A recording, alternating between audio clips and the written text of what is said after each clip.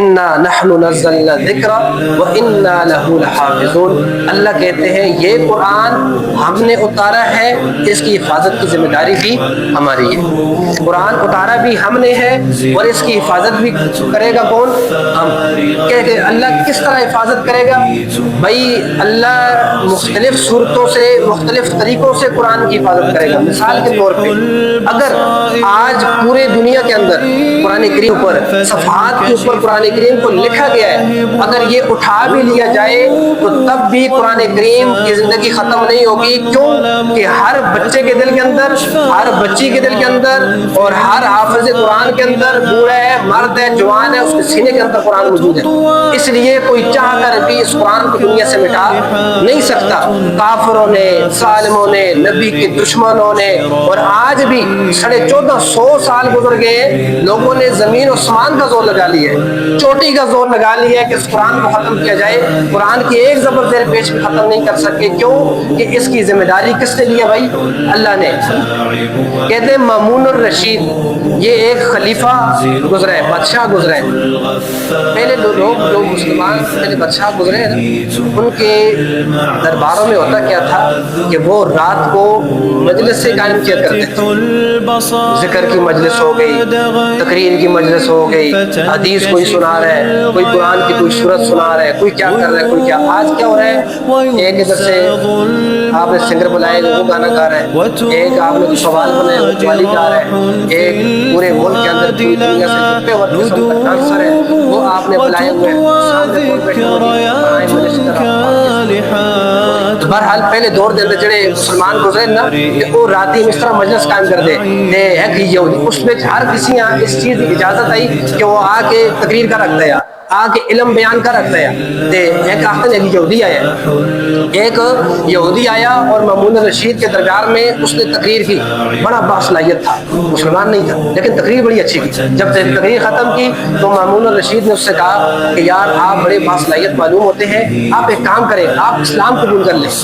اگر آپ اسلام قبول کریں گے تو میں آپ کے ساتھ بڑا اچھا سلوک کروں گا، ہم آپ کے ساتھ بڑا اچھا رویہ رکھیں گے، ہم آپ کو خوش کریں گے، آپ اسلام قبول کریں۔ اس نے بات نہیں مانی اور وہ جگہ چھوڑ کے چلا گیا۔ کہتے ایک سال گزرا، ایک سال کے بعد وہ یہودی دوبارہ آیا، اس نے تقریر کی اس حال میں کہ وہ مسلمان ہو گیا، مسلمان تھا۔ تو مامون الرشید بڑا پریشان ہوا، اس نے کہا کہ بھائی ایک سال پہلے میں نے تمہیں دعوت دی تھی مسلمان ہو جاؤ، تم نے کلمہ نہیں پڑھا، یہ ایک سال کے اندر ایسا کیا ماجرا ہوا کہ تم نے اسلام قبول کر لیا؟ اس نے کہا اصل میں واقعہ میرے ساتھ بڑا عجیب ہوا یہ کہ میں جب یہاں سے گیا میں نے کہا آج کے بعد دنیا میں جتنے مذاہب ہیں، جتنے مذہب ہیں، میں سب پر تحقیق کروں گا کہ کون سا مذہب سچا ہے، کون سا مذہب اپنی اصلی حالت میں۔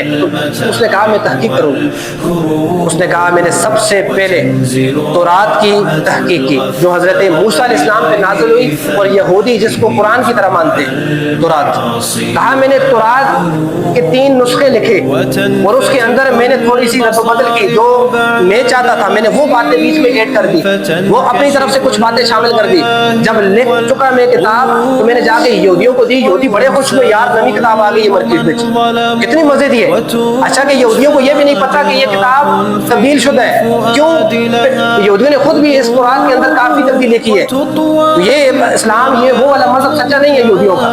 تو کہا کہ میں نے ان کو دی، یہودی بڑے خوش ہوئے۔ میں نے کہا پتہ چل گیا کہ یہودیت کا مذہب بھی سچا نہیں ہے، اگر سچا ہوتا یہ فوراً مجھے پکڑ لیتے کہ یہ بات میں نے اپنی طرف سے ایڈ کی ہے۔ فرمایا دوسرا کام میں نے یہ کیا، میں نے انجیل کے نسخے لکھے جو حضرت عیسیٰ پہ نازل ہوئی، اور آج عیسائی جس کو قرآن کی طرح مانتے ہیں، عیسائیوں کو جب میں نے کتاب دی بڑے خوش ہوئے، اور میں کہا یار مارکیٹ میں نئی کتاب آ گئی ہماری انجیل۔ تو کہا میں نے کہا یہ عیسائیوں کا مذہب بھی سچا نہیں ہے، کیوں؟ اگر عیسائیوں کا مذہب سچا ہوتا تو یہ فوراً مجھے پکڑ لیتے کہ بھائی بیچ میں سے آپ نے بعض باتیں اپنی طرف سے ایڈ کی ہے۔ میں آخری کتاب جو میں نے لکھی قرآن، میں نے قرآن کی زبر زیر پیش آیتیں بیچ میں سے نکال دی، اور وہ جا کے میں نے ایک حافظ قرآن کو دے دی، ایک مسلمان کو دے دی۔ اس نے قرآن کھولا، اس نے کہا ادھر آؤ، یہ آپ نے یہ آیت اپنی طرف سے لکھی ہے، قرآن میں یہ آیت نہیں ہے، یہ آؤ ادھر آؤ، یہ آیت آپ نے اپنی طرف سے لکھی ہے، یہ قرآن کریم کے اندر یہ آیت نہیں ہے، ادھر آؤ، یہ آپ نے زبر زیر پیش اپنی طرف سے لگایا، یہاں زبر کی تم نے پیش لگائی ہوئی ہے۔ اس نے کہا میں نے سر پہ ہاتھ رکھ دیا، میں نے کہا کہ بھائی 1450 سال بعد بھی اگر کوئی زبر زیر پیش تبدیل نہیں کر سکتا، پتہ چلا اسلام ہی سچ ہے، قرآن ہی سچ ہے۔ اللہ نے قرآن کی کی اتنی پیاری حفاظت کی اور قیامت تک انشاءاللہ قرآن اسی طرح قائم و دائم رہے گا. لوگوں نے بڑی کوشش کی ہے اس کو تبدیلی کرنے کی, کسی مائی کے لال میں ضرورت نہیں وہ زبردست پیش تبدیل کر سکے.